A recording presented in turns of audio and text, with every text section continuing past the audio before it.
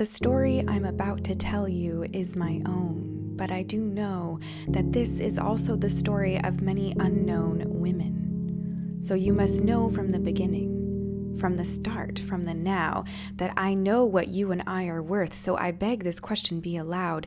What will we women do with our worth? But first, how do I know what we're worth? Well, here's my story. At age 14, an incident happened that made me feel dirty. When I was 16, a stranger stopped me, called me pretty, and asked me to do him something. A favor, he called it. At age 17, assaulted by a friend. At age 22, a male relative fell back into addiction. There's more, but I don't think I need to say it because I think you get the point. I easily soaked up every lie that men were out there becoming a joint force against women who lived as endless victims. Try telling 22-year-old me that this world was not run by lustful men as young as age 14. Try telling me men didn't use and abuse and glean from women for power, privilege, and prestige. Try telling me Jesus was a man who loved me. Try explaining to me that I was worthy. The only way I could understand things was to see Jesus as an embodiment of femininity, but seeing Jesus as feminine or masculine is where we all go wrong. Those words didn't even exist when Jesus was among the throng of people in which an unnamed woman with excessive bleeding touched Jesus' clothes in faith and inhaled his healing. I was that woman, oozing with pain from wounds that festered into an omen, but the Lord came in and broke the chains of the omen that I let run throughout my veins, and He's here to do that for you too. Not because of anything we do. No, we are not worthy because of our behavior, but simply because we serve a good and faithful Savior. A year after my assault, my assaulter contacted me. He said he was sorry. He said, "Anna, I hate myself. I can't stop cutting." And in that moment, it hit me.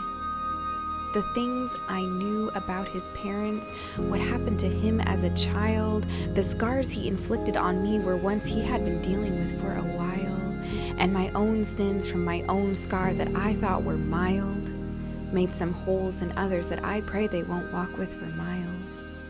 I'm not saying what he did was right. I'm saying we're all guilty here, but because of God's fight for us, we are victorious in His sight when we simply accept His grace and see His delight in us. You see, God made men and women in His image. His view of each human He crafted is a vision of joy and renewed strength. Because I know my worth in God and He knows me. Being made from a hip bone doesn't make you any less holy. Our roles and duties are ever changing in a society that allows for so much more choice than before. But that doesn't mean God's voice isn't any less clear. In His word it says He guides and He's always near, so He will show you the way despite your fears. And your fears are never too high when you know what you're worth. And if you know my God, you know your worth. So the question still remains, what will you do with it? Christian women, you don't need me to tell you your worth in the world. You have a day for you. Today, social media will curl itself around quotes saying you are strong, independent, and loved. So then why do we still struggle to understand that we are dubbed as queens, scrubbed clean from our past mistakes, failures turned into glorious grace? Well, did you know? Did you really believe and know that the man who healed me and my wounds is here to see you grow, see you mended and redeemed? But you have to want to change and see that we are actually in need of a man. No, not the man you're thinking of, a man full of peace, grace, joy, and love. Ladies, we don't live in a man's world. We live in one man's world, and that man's name is Jesus, and He lives in us. He has the authority over everything.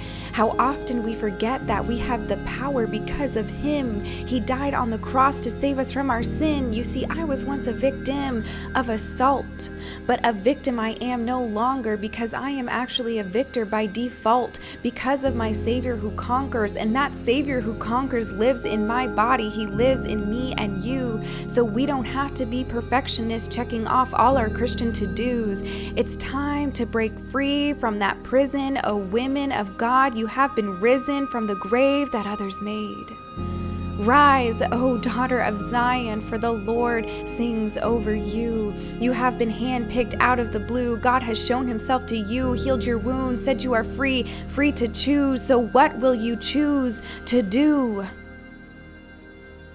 Tell me, what will you do with your worth?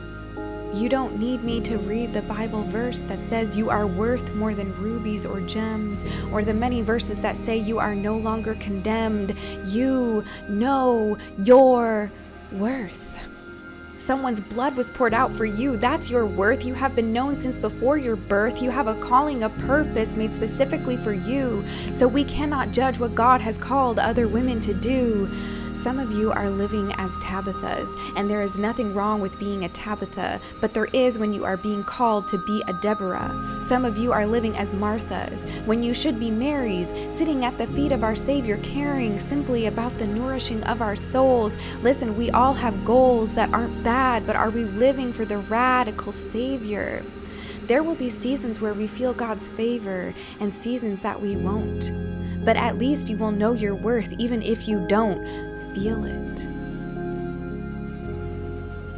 My dear women, you are fighters. When you are deep in battle, you are mightier with God. His armor protects you against the enemy fiery rod. So I encourage you to do with your worth what He has called. Be warriors for justice, be change makers, be loving, gentle, compassionate, and kind. Do not compare yourself to a Deborah if you are called to be a Mary or someone who heals the blind. And never ever forget that no matter what you do, the one who healed your wounds wants to simply be with you. This is a treasure you will find nowhere else on earth. So I'll ask you again, what will you do with your